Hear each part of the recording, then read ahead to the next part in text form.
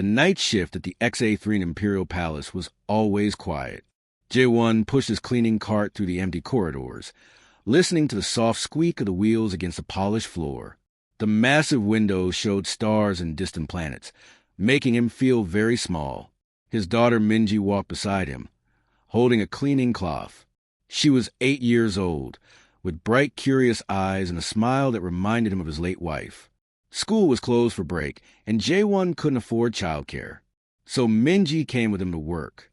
"Stay close to me," Jae-won said softly. "We're cleaning the diplomatic area tonight."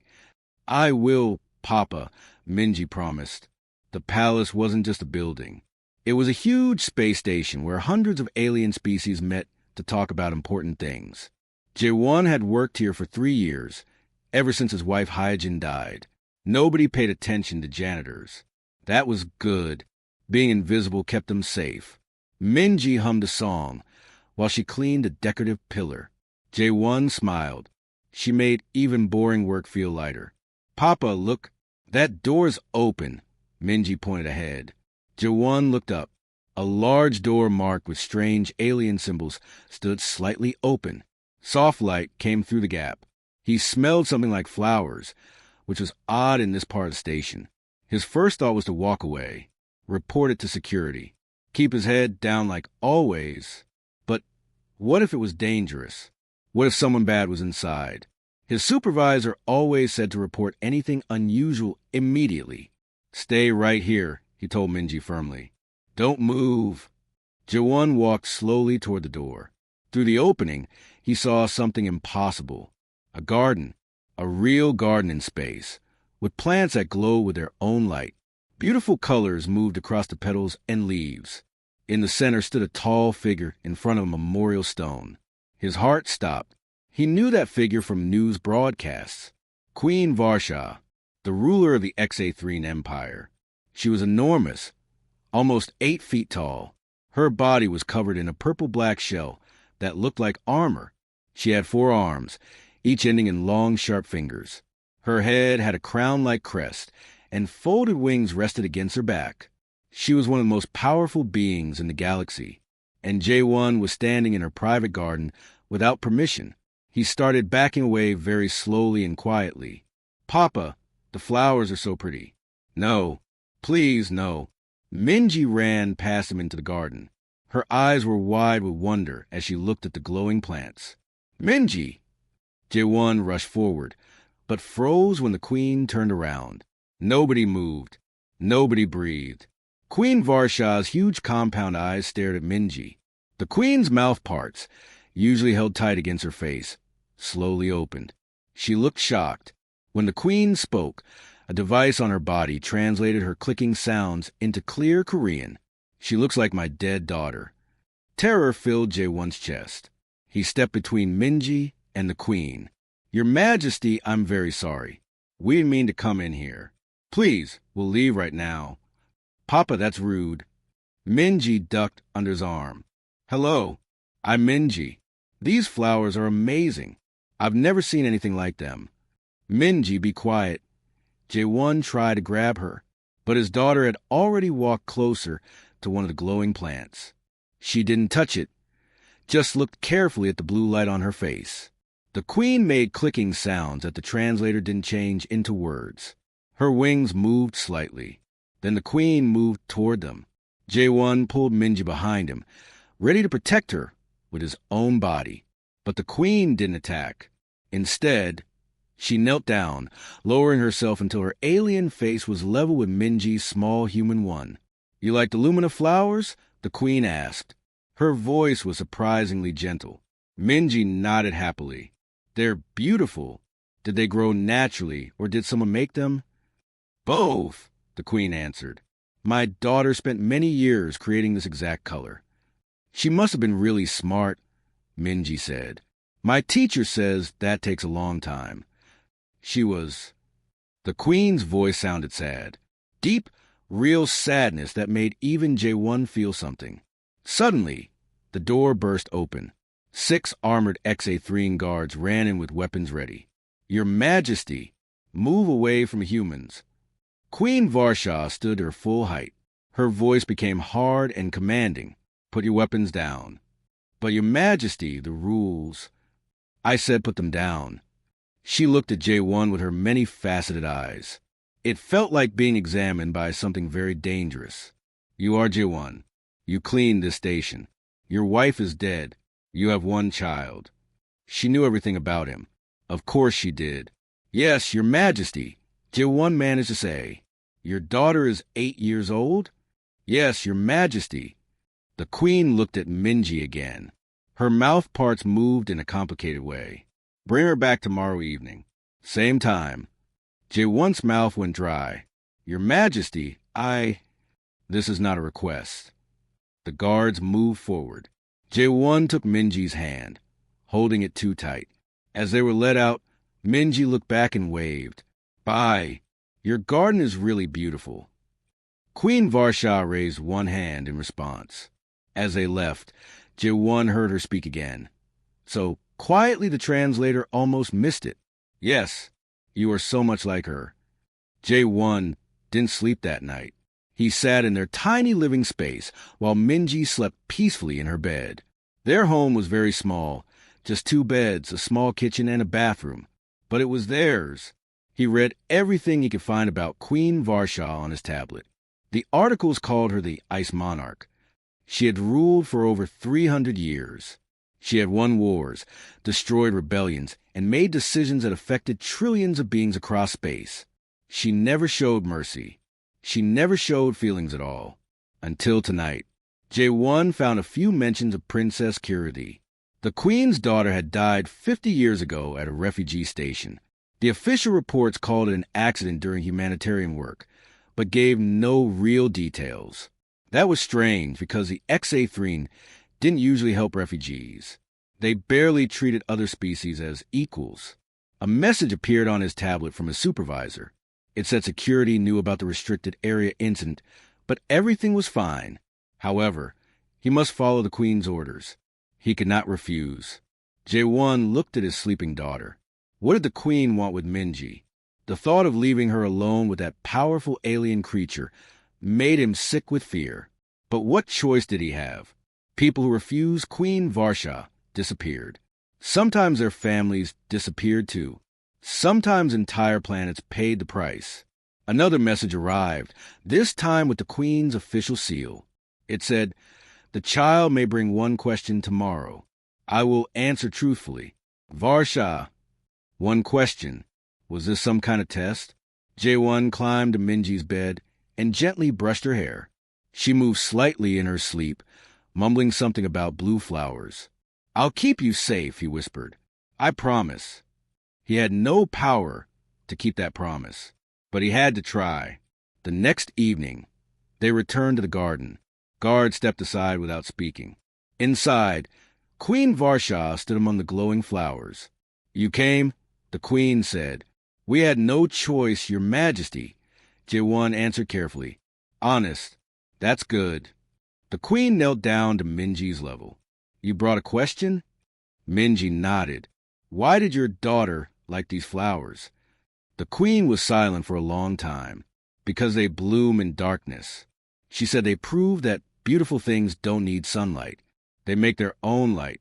"That's really smart," Minji said. "Can you tell me about her?" "That's 2 questions." "The second one is free," Minji smiled. Something that might have been amusement crossed the Queen's face. "Come, I'll show you." Over the next few weeks, the evening visits became normal. Queen Varsha taught Minji about the different plants. J1 watched nervously, but said nothing. Slowly, very slowly, the Queen began talking about her daughter. Princess Kiridi had been different from other XA3. She was curious about alien species. She felt empathy for other beings. She refused to believe that other creatures were less important than her own kind. The XA3 valued cold logic above everything, but Kiridi valued understanding and kindness. She was at a refugee station. The Queen explained one evening while Minji examined a purple flower. There was a terrorist attack. Bombs. She used her own body to protect children from the explosion. They were children of a species who were fighting a war against. She was a hero, Minji said loudly. She was foolish, the Queen said, but her voice shook. That's what I told myself for 50 years. That she threw away her important life for creatures who meant nothing to our empire. But you don't think that anymore, Minji said quietly. No, I don't. Jae-won watched as his daughter reached out and gently touched one of the Queen's lower hands. The Queen didn't pull away. She just stood there, this powerful alien ruler, letting a human child comfort her. Everything changed one day in the maintenance area. Ambassador Thexkael, one of the Queen's top advisors, stopped Jae-won while he was working. Your daughter is making the Queen weak, the alien official said in harsh tones. This emotional attachment is dangerous for our empire. I don't control what the Queen wants, Jae-won replied carefully. Then you should leave the station. Tonight, I can arrange transportation to human space for you and your child. Are you threatening us? I'm giving you good advice. There are powerful forces in our government who see your daughter as a problem, and problems get solved permanently. Fear shot through Jae-won's body. He reported the conversation to station security immediately, but they said they couldn't do anything without proof of an actual threat. He tried to warn the Queen, but she dismissed his worries. No one would dare harm you, she said with complete confidence. You are under my protection. But Jae-won couldn't shake the feeling that something bad was coming.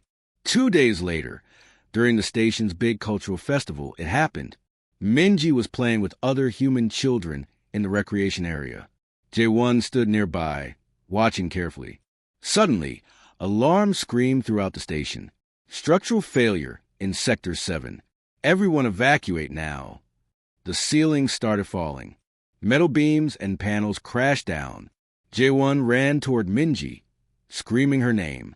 He saw the huge piece of debris falling directly toward his daughter. She stood frozen, too scared to move. He wasn't going to reach her in time. Then a massive purple shape slammed between Minji and death. Queen Varsha took the full impact of the falling beam across her back. Her beautiful wings crumpled with horrible cracking sounds. Green blood splattered everywhere. The Queen's guards surrounded them within seconds, creating a protective wall with their own bodies. Medical teams rushed in from every direction. Jae-won grabbed Minji and pulled her away from the falling debris, his heart pounding so hard it hurt. Minji, are you hurt? He checked her frantically for injuries. I'm okay, Papa. But the Queen. Minji's eyes filled with tears as she watched the medical team carefully lift the Queen onto a stretcher. Green blood pooled on the floor. Through all the chaos and pain, Queen Varsha's voice came out weak but clear. The child, is she safe? I'm okay. Minji cried out. Please don't die. Not planning to, the Queen managed to say before they carried her away. Hours later, Jae-won and Minji sat outside the medical facility. Station security had questioned them extensively. The evidence was clear from the surveillance cameras. This was not an accident. Someone had deliberately sabotaged the structural supports to create the collapse exactly where Minji was playing. Finally, they were allowed to see the Queen. She lay in a specialized medical bed designed for her species. Her injuries were serious but not fatal. Her wings were in metal braces. Her shell had cracks that would take months to heal. She looked smaller somehow, less powerful.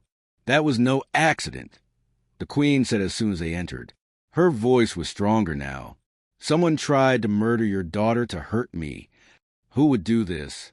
Jae-won demanded, anger replacing his fear. She's just a child.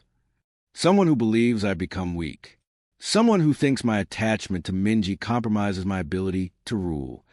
The Queen's compound eyes focused on Minji. I'm sorry, little one. This is my fault. No, it's not, Minji said firmly. Bad people did a bad thing. That's not your fault. Security investigators worked through the night. By morning, they had their answer. The surveillance footage showed everything. Ambassador Thexkael had paid maintenance workers to weaken the structural supports. He had tracked Minji's location through the station systems. He had timed everything perfectly. When confronted, Thexkael didn't even try to deny it. 3 days later, the XA3 and High Council gathered for an emergency trial. The council chamber was a cold, frightening place with sharp angles and bright lights. J1 held Minji's hand as they stood in the center, surrounded by dozens of alien faces that showed no kindness. Ambassador Thexcale stood in a containment field, completely calm. I acted to protect our empire. The Queen's emotional attachment to this human child violates every principle of XA3 governance. We rule through logic, not feelings. You tried to murder an innocent child, Queen Varsha said. Her voice was ice cold. I tried to remove a distraction that was making you weak. Thexcale replied. Your Majesty, you saved this child's life by risking your own. That is not logical. That is not how a XA3 ruler should behave. This council knows I'm right. The Empire knows I'm right. Clicking sounds of agreement came from several council members. J1's stomach turned. They actually agreed with the attempted murderer. That evening, human station authorities came to their quarters with an offer. They could leave immediately. New names, new location in human space, complete protection. They would be safe. We should go, Minji, J1 said quietly. This isn't our fight. These aliens have different rules. We don't belong here. But she needs us, Papa. She's a queen with armies and fleets. She's lonely and sad, just like we were after Mama died, just like we were before we met her. Minji's young face was serious and determined. Mama never ran away from hard things. J1 felt tears sting his eyes. His daughter was right. Hyojin had been the bravest person he knew. She would have stayed. Okay, he said. We stay. The next day, Queen Varsha did something unprecedented. She called for a public address to be broadcast across her entire empire. Billions of XA3 on hundreds of worlds watched as their queen stood before them, her wings still in braces, her shell still cracked. For 300 years, I have ruled you through logic and strength alone, she began. When my daughter Kiriti died, I buried my grief and never spoke of her again. I told myself that emotions were weakness, that a good ruler feels nothing. The council chamber erupted in shocked clicking and buzzing sounds. I was wrong, the queen continued, her voice growing stronger. Kiriti died, saving children of a species we considered enemies. For 50 years, I called her deaf, foolish, and irrational. But she understood something I had forgotten. Strength without compassion is just cruelty. Power without purpose is just destruction. She turned to look at Minji, who stood with her father. This human child reminded me of what I lost. More importantly, she reminded me of what I should have been. Not just a ruler, but someone who understands what she's protecting and why it matters. Ambassador Thexcale tried to kill this child because he believed my caring for her made me weak. He's wrong. I'm not weaker for feeling love. I'm finally strong enough to admit I have something worth protecting. The queen faced Thexcale directly. You will be exiled, not executed. That mercy is something my daughter would have shown. Perhaps I am finally learning her lessons. The council had to vote. It took hours. The decision was close, frighteningly close, but the queen's brutal honesty had touched something in enough council members. Thexcale was found guilty and sentenced to exile on a remote colony world. J1 and Minji were granted official protected status as honored guests of the XA3 crown. J1 received a new job title and better living quarters. They were safe now, or so everyone thought, but the victory came with a heavy price. Several XA3 colonies on the outer rim announced they no longer accepted the queen's authority. They called her emotionally compromised and unfit to rule. Whispers of civil war spread through the empire. There will be fighting. One council member said darkly during a meeting J1 overheard. Our enemies will see this as weakness. Let them come, Queen Varsha replied firmly. I will not go back to being the ruler I was before. 3 days later, every alarm in the palace screamed at once. Red emergency lights flashed in every corridor. J1 grabbed Minji and ran to their window. Outside, he could see massive warships appearing in the distance. The news broadcast confirmed his worst fear. The Kryn Dominion, a militaristic empire that had wanted XA3 territory for centuries, had launched a surprise attack. They hit 3 border worlds simultaneously with overwhelming force. All non-military personnel must evacuate immediately. Security announcements blared through the speakers. Human citizens report to Docking Bay 7 for transport. The palace descended into controlled chaos. Diplomats from dozens of species rushed to leave. Military ships launched from hangars. J1 threw their belongings into bags with shaking hands.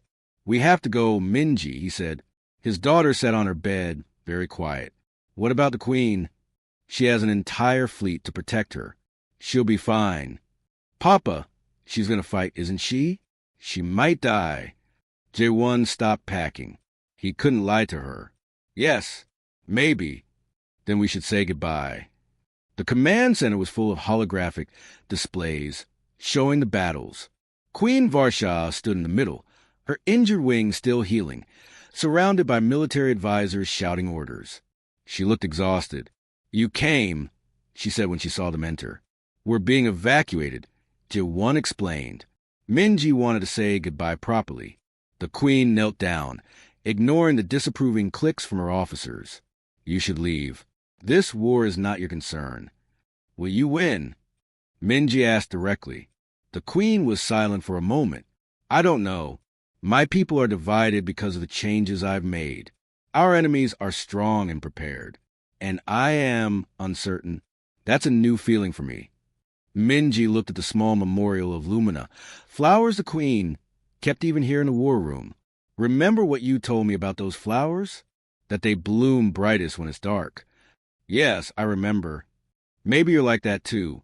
Maybe you're not getting weak. Maybe you're finally blooming into who you're supposed to be." Queen Varsha went completely still. Then she stood and turned to her communication officer. "Prepare a broadcast of the entire empire. Your Majesty, we're in the middle of a battle. Now, that's an order." Within minutes, Queen Varsha's image appeared on every screen across hundreds of worlds. Soldiers and battleships saw it. Families in their homes saw it. Even the Kryn enemies intercepted the transmission. "My people," the Queen began. "For 300 years, I have asked you to follow me through logic and duty alone. Today, I ask you to follow me for a different reason. Because what we fight for actually matters." Behind her, images appeared of Exathrene families. Children playing, homes and gardens. Normal life. The Kryn believe we are weak because I have allowed myself to feel emotions. They think we will crumble because I have changed. They are wrong. I am not weaker for understanding love. I am finally strong enough to admit I have something precious to lose. And every single one of you has something precious too. Her voice grew stronger, more passionate. We are not emotionless machines following commands. We are individuals fighting to protect those we care about. Our families, our homes, our future. That is not weakness. That is the truest strength there is. The broadcast ended. J1 held his breath, waiting to see how the Empire would respond. Messages flooded in from every corner of Exathrene space. Not threats of rebellion, but pledges of support. Colonies that have been considering breaking away changed their minds. Military units reported renewed morale. Even the fractured council united behind their queen. The Queen had done something her logical rule never could. She had given her people a reason to fight beyond duty. Queen Varsha personally led her flagship fleet to the front lines. It was the first time in over a century that she had commanded from the battlefield herself. J1 and Minji watched from their evacuation ship, but the transport was delayed by the massive military mobilization. Hundreds of ships launched from the palace station. The battle was intense and brutal. The Kryn had studied Exathrene tactics for years. They expected rigid formations and predictable strategies. Instead, they faced something new. Individual Exathrene captains made creative, bold decisions. Ground forces prioritized protecting civilians over strategic targets. Soldiers fought with passion and determination, not cold efficiency. The Exathrene fought like people who had something worth dying for, because they finally believed they did. The Kryn commanders were confused. Their careful plans fell apart against enemies who no longer followed the old patterns. Within 3 days of fierce fighting, the Kryn invasion collapsed. Their fleets retreated in disorder. Queen Varsha returned to the palace victorious, but wounded. Her ship docked, and she emerged to cheering crowds of every species. The evacuation order was canceled. J1 and Minji returned to the palace, unsure what their future held now. Everything had changed. The Empire had changed. The Queen had changed. Even they had changed. Queen Varsha waited for them in the memorial garden. Somehow the garden had survived all the chaos of war. She had added new sections, each one dedicated to soldiers and civilians who had died defending the Empire. "I have a request," the Queen said formally when they arrived. "I wish to name Minji as my ward." J1's heart skipped. "Ward? She would remain your daughter completely. You would still raise her and make all decisions for her. But she would also be under my official protection, with all the rights and privileges that brings. The finest education in the Empire, safety that no one would dare challenge. And when she is older, a voice in my court if she wishes it." "Why would you do this?" J1 asked carefully. The Queen looked at Minji with obvious affection. "Because she saved my empire by saving me first. She reminded me how to feel, how to care, how to be more than just a ruler. And because—" her voice became softer, "I wish to be part of her life, if you will allow it. Not as a replacement for Kiridi. No one could replace my daughter, but as someone who cares deeply for this remarkable child." Minji looked up at her father. "Can we say yes, Papa?" J1 thought about everything that had happened. The danger, the politics, the impossibility of it all. Then he thought about Minji's happiness when learning about alien plants. He thought about the Queen's genuine love for his daughter. He thought about building something good from all their losses. "Yes," he said finally, "we accept." The formal ceremony was small but significant. Representatives from dozens of species attended, witnessing the moment when an alien queen publicly claimed a human child as family. It was unprecedented. It would be talked about for generations. J1 received his new position as human liaison to the XA3 court. It came with a beautiful apartment, better pay, and the understanding that he was no longer just a janitor. He was a father of someone important. The thought terrified him. But Minji seemed perfectly comfortable with it all. "Are you okay with everything?" he asked her after the ceremony. "Yes, Papa. It feels right, like we're supposed to be here." He understood what she meant. Against all logic and probability, they had found family in the strangest place imaginable. 5 years passed quickly. Minji grew into a bright 13-year-old who moved easily between worlds. She attended human school in the mornings and studied with XA3 tutors in the afternoons. She learned multiple alien languages. She studied xenobiology, diplomacy, and galactic history. But more importantly, she had a gift for making connections between species. She could talk to anyone, understand anyone, help anyone feel comfortable. Seasoned ambassadors watched her in amazement. The memorial garden had expanded dramatically. Now it included sections for multiple species, each designed according to their cultural traditions. It had become a gathering place where beings from across the galaxy came to remember their lost loved ones and find peace. J1 stood at the garden entrance one evening, watching Minji work. She was explaining the meaning of different memorial flowers to a group of young aliens visiting with their school. Her hands moved expressively as she talked. Her smile was bright and genuine. Queen Varsha stood beside J1. Her wings had healed completely. Her presence still commanded respect, but there was a warmth to her now that hadn't existed before. "She will be a better leader than I ever was," the Queen said quietly. "She's not trying to lead anyone," J1 replied. "She just wants to help people understand each other." "That is exactly what makes true leaders," the Queen said. "The ones who don't seek power but use whatever influence they have to build bridges." They watched in comfortable silence as Minji finished her explanation, and the young aliens thanked her enthusiastically. "Thank you," the Queen said suddenly. "For what?" "For not running away that first night when you could have. For trusting me with your daughter despite every logical reason not to. For staying even when it was dangerous." "Thank you for saving her life," J1 replied, "and for letting us save yours." Later that evening, Minji placed a fresh Lumina flower at Princess Kiridi's memorial stone. The Queen had told her all the stories by now. The happy memories and the sad ones. The pride and the regrets. "Do you think she would have liked me?" Minji asked. She would have loved you. Queen Varsha said with certainty. You are what she hoped all species could become. Bridges between worlds instead of walls dividing them. I'm just being myself. That is more than enough. That is everything. The queen reached down and placed a glowing lumina flower in Minji's dark hair, the same way she had once adorned her own daughter 300 years ago.